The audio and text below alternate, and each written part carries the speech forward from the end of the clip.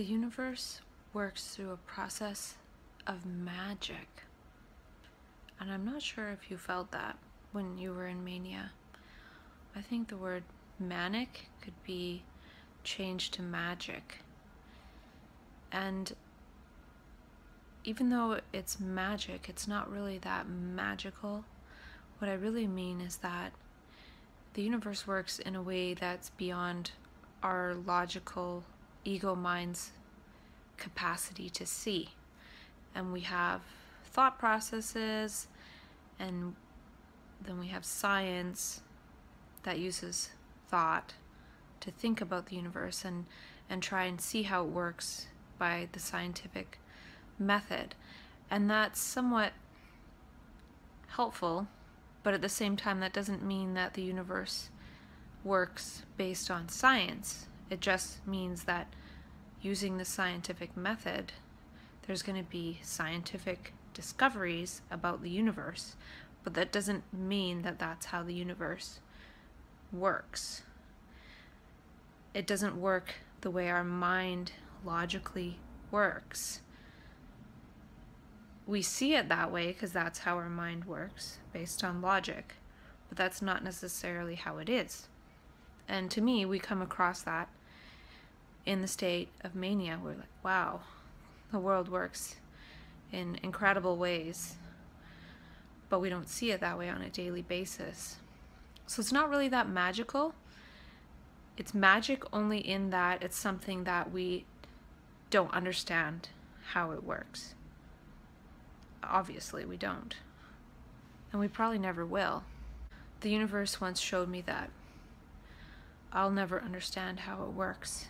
And this was probably the weirdest experience I ever had in so-called psychosis. Was I went to the hospital and I tried to get in the hospital and they turned me away, and I came back to my place and there was blood on a red pepper in my place, and I was like, what the hell? And then I said, like, what the hell, to my mom. She's like, oh, I don't know. She acts weird when that happens. I don't know what. Oh, it's not that weird. I'm like, this is messed. And so I ended up in the psych ward a couple days later. And then when I got home a couple days after that, I went to my parents' house and they were watching a show on those kids that bleed out of their eyes. And then my parents were just like, oh, whatever. And they were saying how no one ever saw it start. It was only people saw the blood coming out of their eyes. So they were thinking it could have been put there. Like, if they didn't see it actually start, then, well, that doesn't prove, like, it could be a hoax, right? That's what they were saying on the show. And I said to my parents, I said, no, the reason why we don't see it start is because the universe is saying, you're never gonna figure me out. You're never gonna figure me out. Like, try to figure out why kids are bleeding from their eyes and you don't see it start. Just like there was blood on a red pepper in my place, and I was like, universe, what the hell? Come on.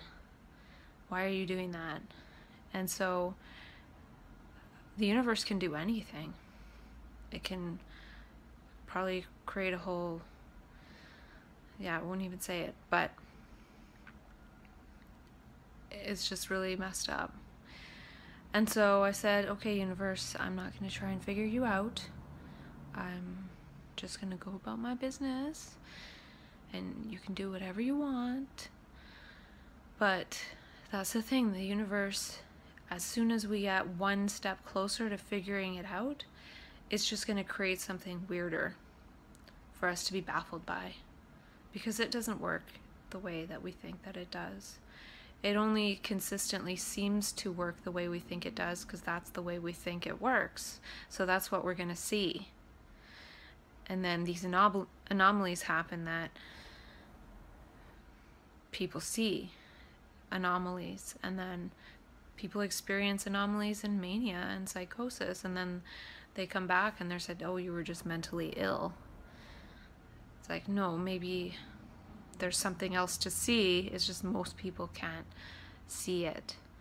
And that's another thing with the embodying nematic traits, is that I feel like by being that way, we're going to uncover that world that's there within us all, for us all to be our best, shiny, wonderful, beautiful selves. And that's the thing too, is that utilizing mania as a platform, a sort of transformative tool to become one's best self, is a little strange.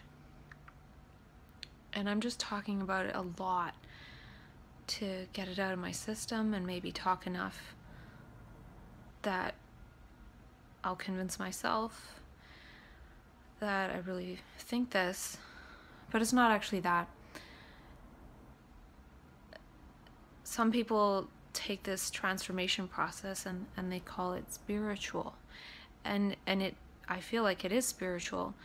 It feels spiritual because it doesn't feel logical.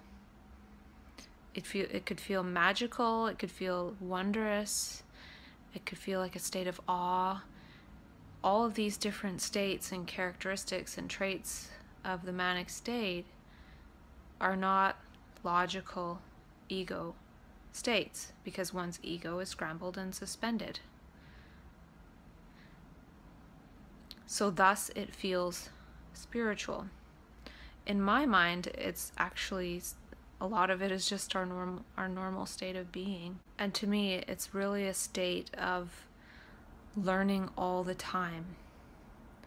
If you can imagine you were a child again, and how you were always learning, like every day you're learning so much without thinking, oh, today I learned this, this, and this. You were just learning. You were learning how to walk, you were learning how to crawl, you were learning how to jump. Now imagine if that process never stopped.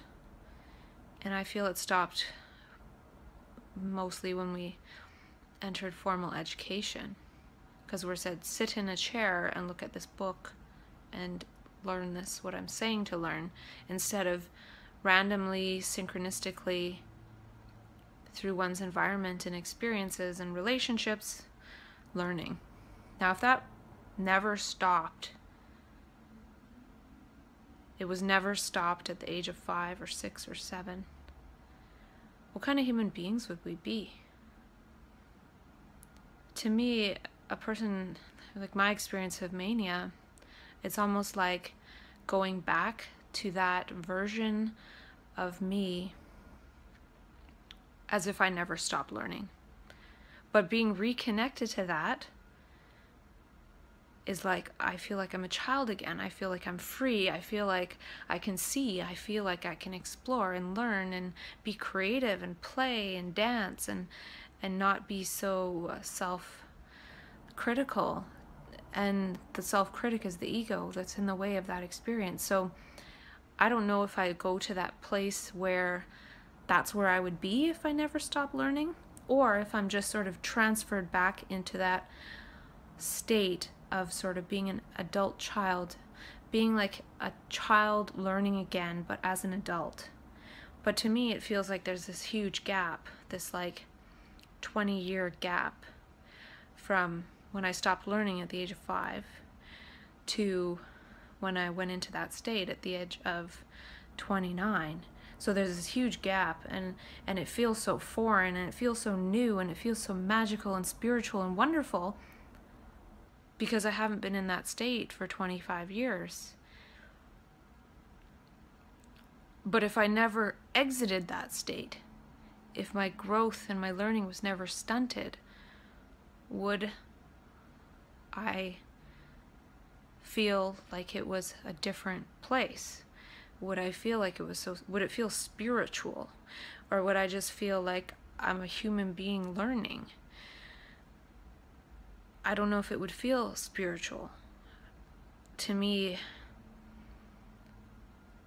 like spirituality is almost a concept that we develop because of our lack of meaning that we develop through our education system and the current economic progress and growth and gross national product and all this stuff, it could just be a concept in my mind. And that experience of going into that hyper-learning adult child state just might feel really foreign. And so we put the story on it that it's spiritual. And I'm not saying that there's no spirituality. I'm just saying that if we were just always learning and we never had that happen where we had to go to school and memorize and judge and measure and compare and like and dislike, would we have ever developed the concept of spirituality? Would we ever have developed the concept of the ego personal self? Those things seem like two sides of one coin. And I'm not sure if they really exist. To me, it could be almost like spirituality is a bit of a compensation for the lack of meaning.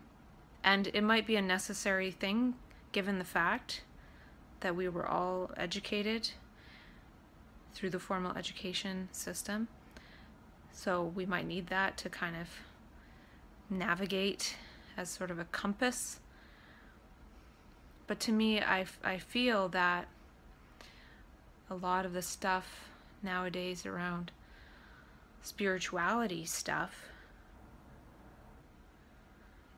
could almost be like adding another layer to our ego. Thinking, well, I'm ego, so I need to be mindful and spiritual and all these things. And there's probably quite a bit of value in that, and I've explored a lot of that. But when I think about the state of mania and how it blows all of that apart temporarily,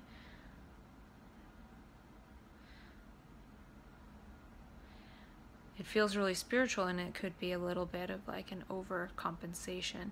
So going into that state could almost be like an overcompensation for all those years of not being just in that natural learning state where our brain is open and receptive and learning and able to see properly. It's like a recoil. So it might not necessarily be as much like how do I get my spirituality or anything like that, as much as how do I learn.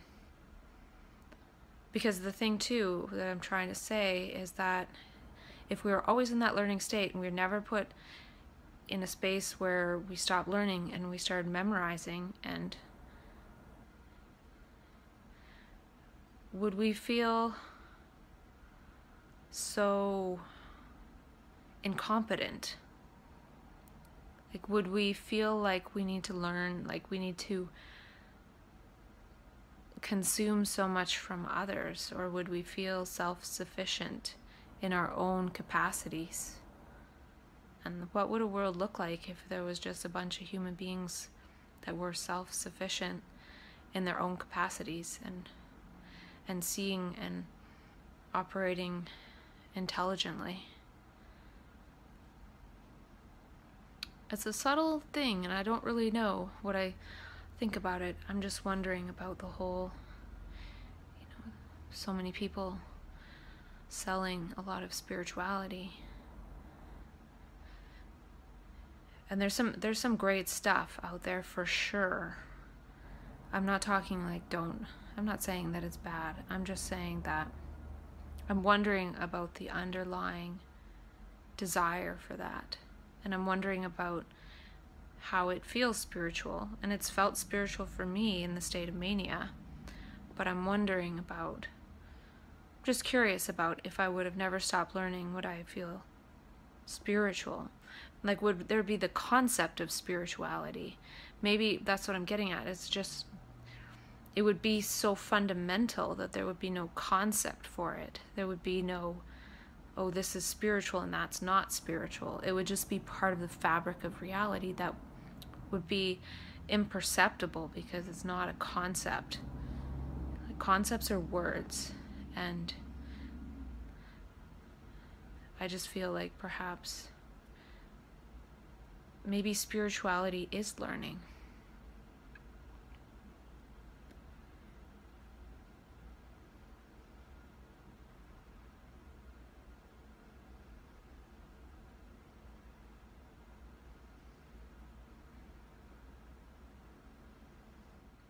Seems like it's something that we're born with. We're born with learning. We're not born with logic. And we're not born with words. Apparently.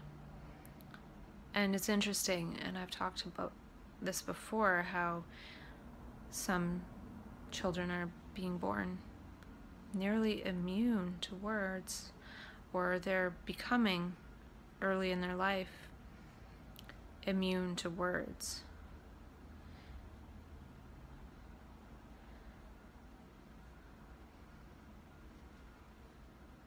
I feel like our logic is destroying us, and our words are destroying us. Our words divide us.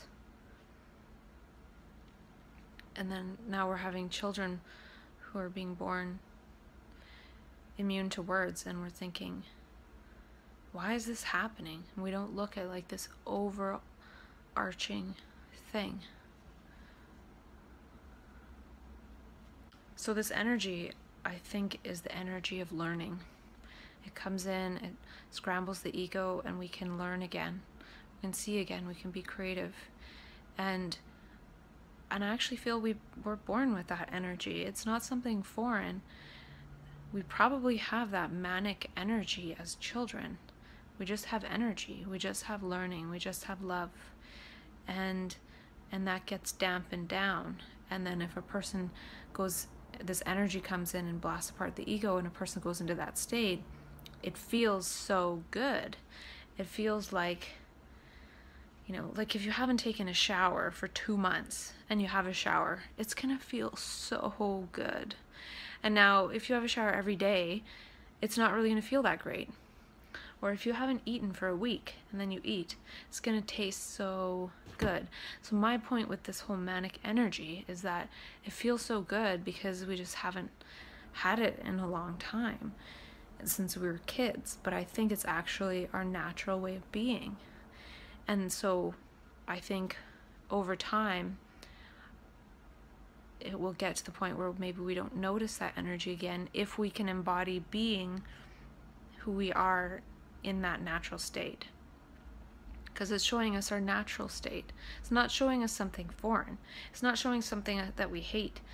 There are scary parts for sure, and to me that's usually the coming back to the ego process, as the ego is recoalescing and forming a structure to blind you back into this regular paradigm. That's scary as hell. It's like the equal and opposite thing, right? It feels, once being in that really energized state for a period of time, coming back is just as energized but scary. You know, imagine going to heaven and coming back. It's kind of like that. It's a journey. And to me too, going into that state and coming back, it's almost like a gift in a way, and I think that energy wants us to utilize that gift somehow by connecting with our altruism, our being our best self. We don't have to wait for that energy to move towards that. And by moving towards it, we might break up the blocks and barriers in our ego consciousness and in our neurophysiology and our structure to actually be able to embody that. And I actually took a course through the Light Workers Institute, and they talk a lot about awakening your body and reconnecting with your body and different techniques to actually stand in your power and stand as your best self. And it talks about how a lot of the traumas and crap are stored in our muscles and our cells, and by actually practicing standing in proper posture and proper gestures, you will be closer to that better self. So there's a whole science behind this, and that's in line with Rolfing and the Lightworkers Institute stuff. That's, to me, that's a little bit part of embodying your mania, is being consciously aware of how you walk and how you talk and your posture and your gestures and everything like that. And the funny thing is that in mania, I was probably naturally like that. Standing up straight, strong, confident, using my voice well, etc.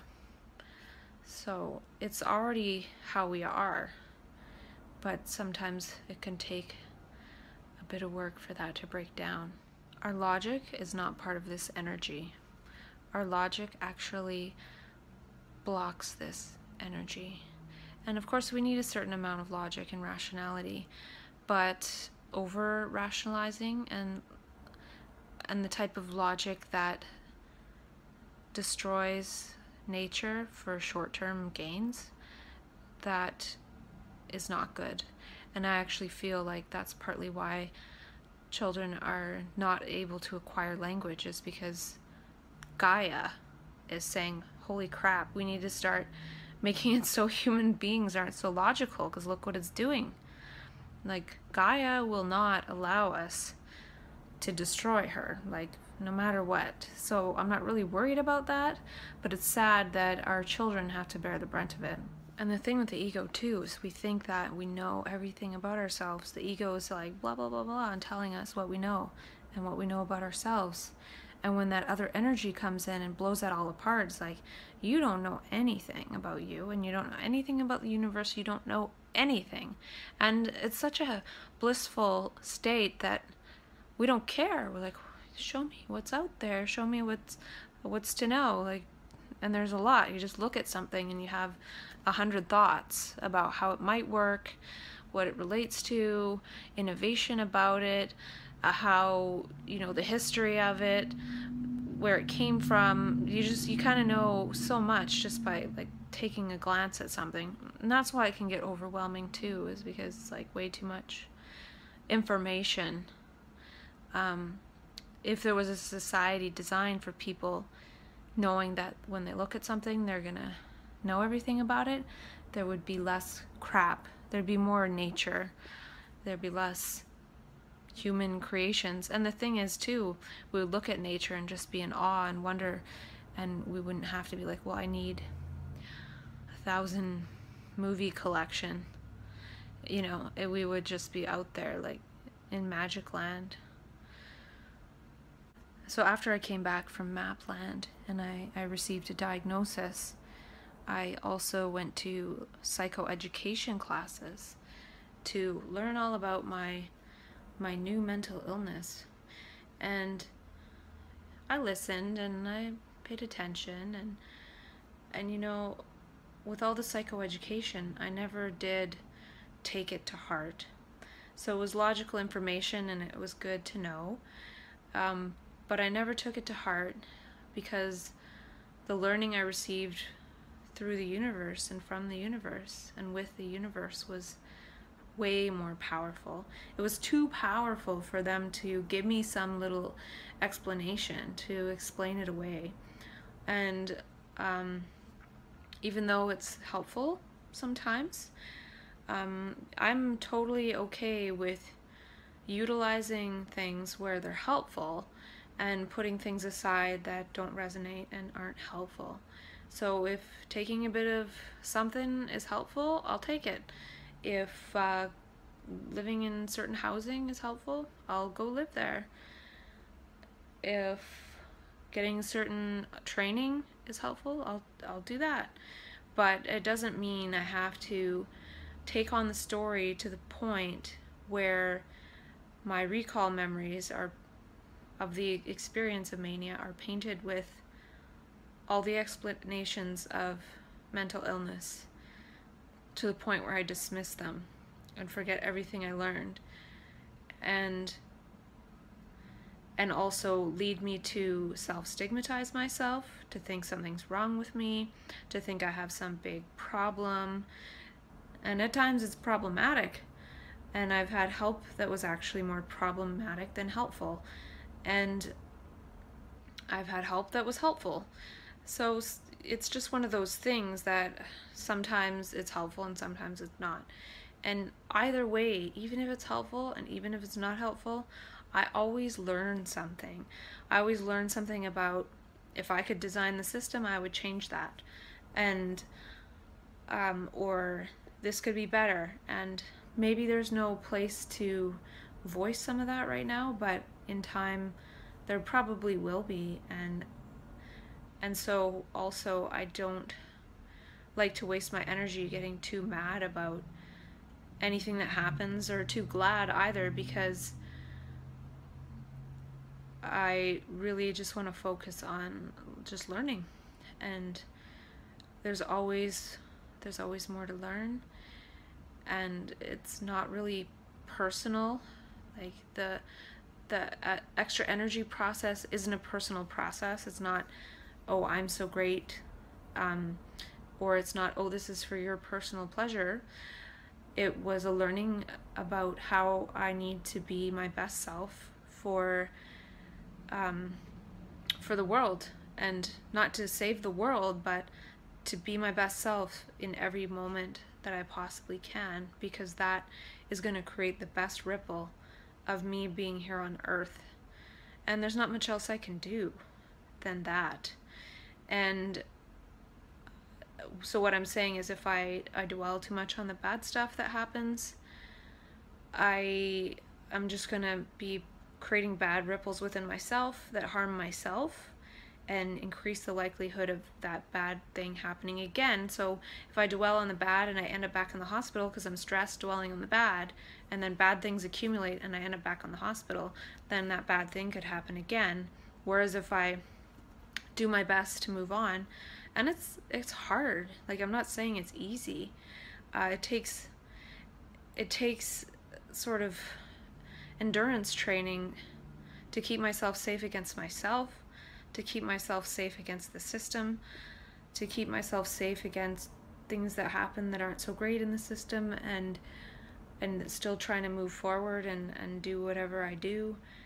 All I'm saying is that this is the best way to keep myself safe from myself and from the system, is not dwelling on stuff that I do or the system does.